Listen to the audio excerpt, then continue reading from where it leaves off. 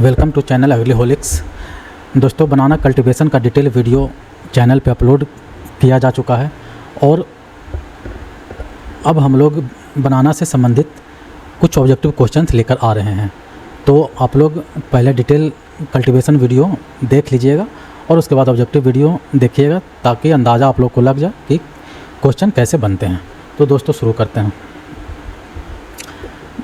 तो ये क्वेश्चन हम लोगों ने 5-6 भागों में बांट करके लाए हैं दोस्तों। जैसे पहले बोटनी के आधार पर कितने क्वेश्चन बन सकते हैं, फिर सॉइल एंड क्लाइमेट के आधार पर कितने बन सकते हैं, उस तरह से हम लोगों ने बांट दिया है 5-6 पार्ट में।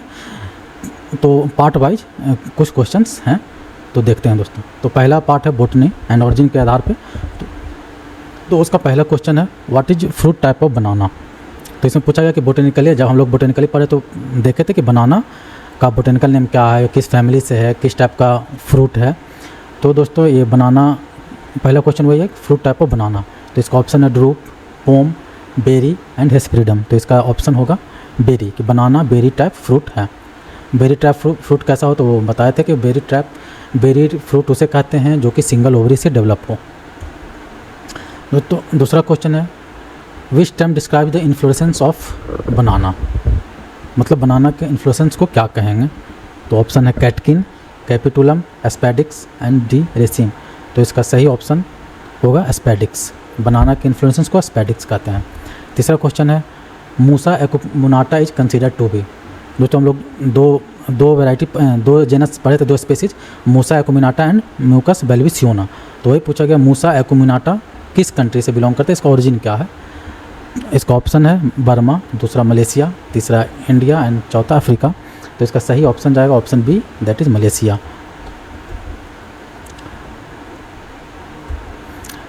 Now banana is often known by which of the following name.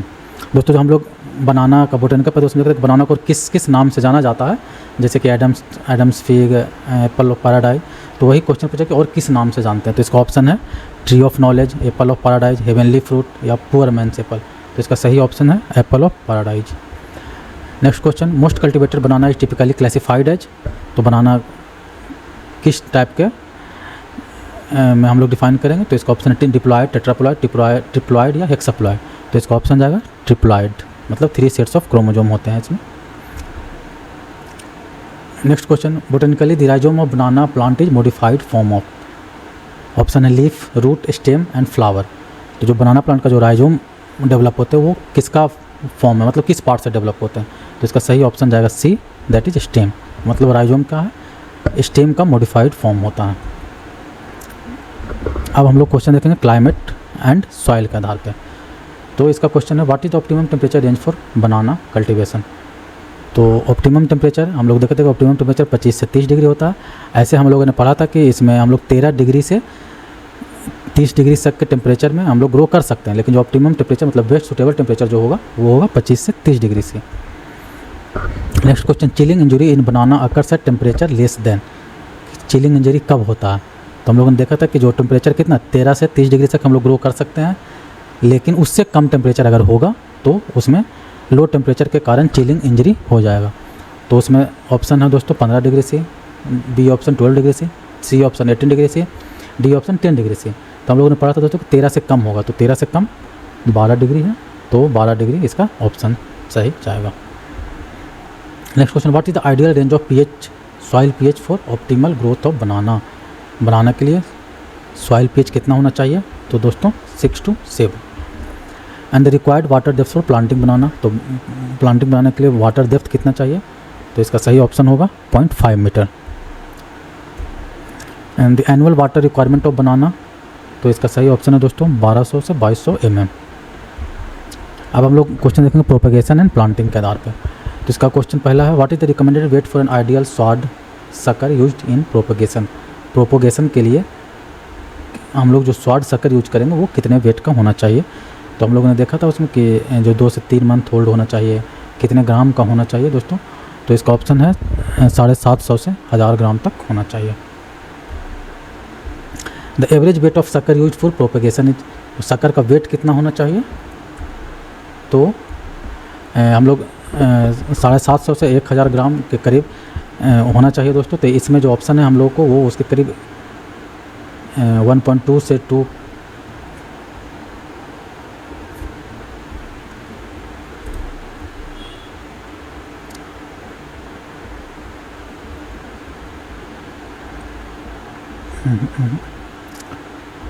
दोस्तों ये जो क्वेश्चन है recommended weight for ideal short sucker, इसका ऑप्शन सी नहीं, sorry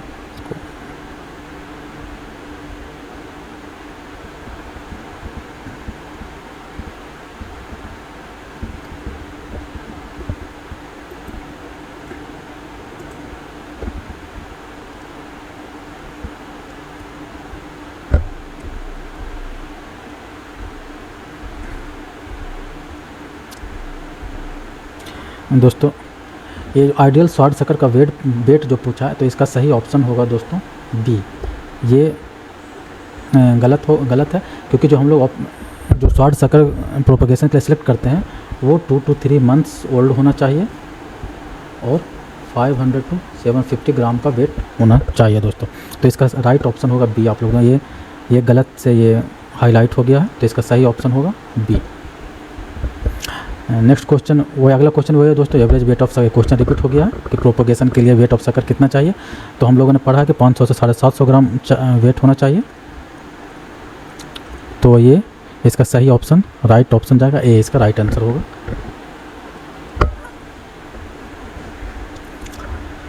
now next question, rhizomes cut apart from short suckers known as bits and peepers are also used for.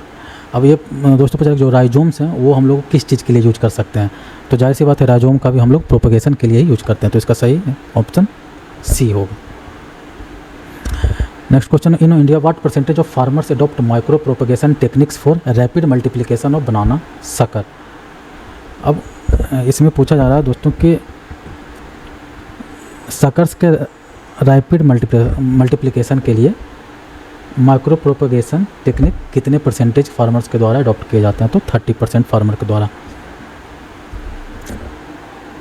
Next question, in the garden land system what is the recommended spacing for banana. तो option आपका सही होगा 1.8 × 1.8 metre. Next question, what is the spacing recommended for dwarf varieties of banana. तो that is dwarf varieties के लिए हम लोग spacing 1.8 × 1.8 prefer करते हैं, और ऐसे नॉर्मल कन्वेंशनल के लिए 2.5 × 2.5। इससे पहला क्वेश्चन जो पूछा गया दोस्तों ये था garden land system. And next question is dwarf varieties, मतलब कि जो गार्डन लैंड सिस्टम भी हम लोग HDP के लिए ही, यहाँ से हम लोग क्या कंक्लूजन निकला कि हम लोग इसको HDP के लिए ही यूज किए करते हैं। गार्डन लैंड सिस्टम HDP, इसमें ड्वार्फ वैराइटी ही यूज करेंगे जिसका स्पेसिंग हो 1.8 × 1.8।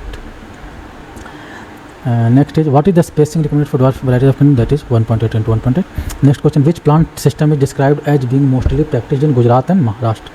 तो इसमें पूछा गया दोस्तों गुजरात और महाराष्ट्र में बनाना प्लांटिंग के लिए कौन सा मेथड हम लोग ज़्यादा यूज करते हैं। तो इसका ऑप्शन है ट्रेंच प्लांटिंग।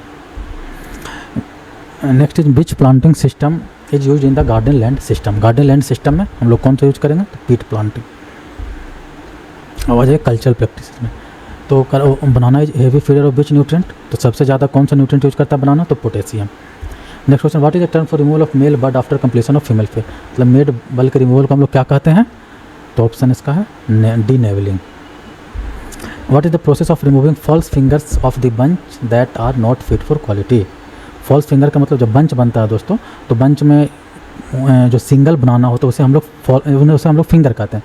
तो उसमें अगर जो बंच बन रहा है उसमें से अगर 1-2 बनाना अगर ख़राब हो तो उसे कंट्रोल करने के लिए या उसे जो हम लोग रिमूव करते हैं तो उस प्रोसेस को क्या कहते हैं। तो इसका सही ऑप्शन होगा D handling. Next question, the process of mattocking involves. तो मैटोकिंग हम लोगों ने पढ़ाया था दोस्तों कि जब एक बार फ्रूट हार्वेस्ट कर लेते हैं तो उस पौधे को हम लोग नीचे से 0.6 मीटर छोड़ के बाकी ऊपर से काट देते हैं। मतलब 0.6 मीटर नीचे रहने देंगे, बाकी ऊपर काट देते हैं। इसी को मैटोकिंग कहते हैं। तो इसका सही ऑप्शन जाएगा cutting the pseudo stem during harvest. Bunch covering और pseudo sleeve is dried leaves और परफोरेटेड पॉलीथीन। अब कर के हम लोग जो उसमें बंच बनता है उसे हम लोग पॉलीथीन शीट से कवर करते हैं। वो किस लिए करते हैं, ताकि फ्रूट क्वालिटी मेंटेन हो। Next question, for uniform bunch development how many small bottom hands should be removed during bunch thinning. तो इसमें क्वेश्चन पूछा जा रहा है दोस्तों कि बंच थिनिंग, अगर बंच ज़्यादा डेंस हो जिससे कि उसका क्वालिटी ज़्यादा डेंस होगा तो क्वालिटी ख़राब होने के चांसेस रहते हैं। तो उसे बंच थिनिंग के लिए हम लोग कितने बॉटम हैंड्स को हटा सकते हैं? तो इसका सही ऑप्शन जाएगा 2 स्मॉलेस्ट बॉटम हैंड्स, मतलब जो उसमें जो छोटे छोटे जो हैंड्स होंगे वो हम लोग हटा देंगे। हैंड्स समझ रहे हैं? हैंड्स आप लोग को हैंड्स हम बता देते हैं कि पौधा में जो बंच बनेगा दोस्तों, जब फ्रूटिंग आता है तो उसमें अलग अलग इस तरह से बंच रहते हैं। तो जब डेंस हो जाएगा तो जो एक बंच होता है तो एक पूरे बंच को हम लोग हैंड कहते हैं, और उस बंच में जो सिंगल बनाना होगा उसे सिंगल बनाना को फिंगर कहते हैं। तो अगर डेंस बंचेज हो जाए तो उसमें से हम लोग एक दो जो सबसे छोटे छोटे बंच होंगे उसे हम लोग हटा देंगे। एक क्वेश्चन एसर्शन और रीजन टाइप है। एसर्शन, इसका एसर्शन है leaf tearing is beneficial for banana plantation at higher temperature. Reason है splitted leaves reduce photosynthetic efficiency and are subjected to minimum heat damage. तो इसमें अब एसर्शन रीजन में क्या होता है दोस्तों कि 2 स्टेटमेंट रहेगा, उसमें ऑप्शन रहेंगे कि एसर्शन सही है और रीजन भी सही है, और रीजन एसर्शन को एक्सप्लेन कर रहा है, और उसमें एक ऑप्शन भी रहेगा कि सिर्फ एसर्शन और रीजन करेक्ट है लेकिन एक्सप्लेन नहीं कर रहे हैं। तो इसमें है पहला एसर्शन है leaf tearing is beneficial for banana plantation at higher temperature. कहने मतलब कि अगर टेम्परेचर हाई हो तो हम लोग लीफ टेयरिंग करेंगे, और इसका रीजन दे रहा है splitted leaves reduce photosynthetic efficiency and are subjected to minimum heat damage. तो इसका रीज़न ये कह रहा है कि जब हम लोग हायर टेम्परेचर पर क्या होता है कि लीव्स स्प्लिटेड जब हो जाता है तो फोटोसिंथेटिक एफिशिएंसी को घटा देता है, इसीलिए लीफ टेयरिंग हम लोग करते हैं। तो ये एसर्शन और रीजन दोनों सही है और एक्सप्लेन भी कर रहा है। तो इसका ऑप्शन जाएगा ए, कि both A and R correct and R is the correct explanation of A. अब हम लोग वैराइटीज़ का क्वेश्चन देखते हैं। तो पहला question, what is the popular tissue culture variety of banana in India. तो टिश्यू कल्चर वैरायटी पहला कौन है? ग्रैंड नैन, इसी को हम लोग G9 के नाम से भी जानते हैं। दूसरा, which of the following varieties specifically suited for resisting bunching top virus. Bunching top virus को रेसिस्टेंट वैरायटी कौन है? तो लेडी फिंगर। अगला question, which variety is preferred for gaining a premium price in the market. मतलब market में सबसे अच्छा price किस वैरायटी को मिलता है? तो रसथाली को। Which banana variety is slightly larger than a human finger with sweet fragrance and honey taste. ये वैरायटी, ये पूछा गया कि ऐसा कौन सा वैरायटी है जो कि ह्यूमन फिंगर से लार्जर है एंड स्वीट फ्रेगरेंस उसमें से आता है। तो इसका ऑप्शन है माटी बनाना। माटी बनाना ऐसा वैरायटी है जिसका साइज ह्यूमन फिंगर, जो हम लोग का फिंगर होता है उससे थोड़ा लार्ज होता है, और स्वीट फ्रेगरेंस है और हनी लाइक टेस्ट आता है। In which variety of banana is hard lump is common problem. मतलब किस वैरायटी में हार्ड लम्प का प्रॉब्लम होता है? तो ये नेंड्रेन वैरायटी में। Improper filling physiological disorder banana is due to deficiency. मतलब इम्प्रॉपर फिलिंग मतलब जो बंचेज बनते हैं उसमें जो फ्रूट लगेंगे, जो बनाना डेवलप होंगे, वो पूरी तरह से डेवलप नहीं हो पाते, तो वो पोटेशियम के डिफिशियंसी की वजह से। अब क्वेश्चन है दोस्तों कि moisture in water banana fruit की, बनाना में कितने % मॉइस्चर पाए जाते हैं? तो 70 to 70.1%। The banana leaf is considered as, मतलब बनाना लीफ का और किस तरह से हम लोग यूज कर सकते हैं? मेडिसिनल बाय प्रोडक्ट के रूप में, बायोलॉजिकल प्लेट के रूप में, फॉडर सोर्स के, तो हम लोग बायोलॉजिकल प्लेट के रूप में भी यूज करते हैं। आर्टिफिशियल राइपनिंग आप लोग जाएंगे तो राइपनिंग के लिए हम लोग कैल्शियम कार्बाइड के लिए कैल्शियम कार्बाइड का यूज़ करते हैं आर्टिफिशियल राइपनिंग के लिए। और अगर वही नेचुरल राइपनिंग के रूप में किसका यूज़ होता है? तो नेचुरल राइपनिंग वो इथिलीन से होता है।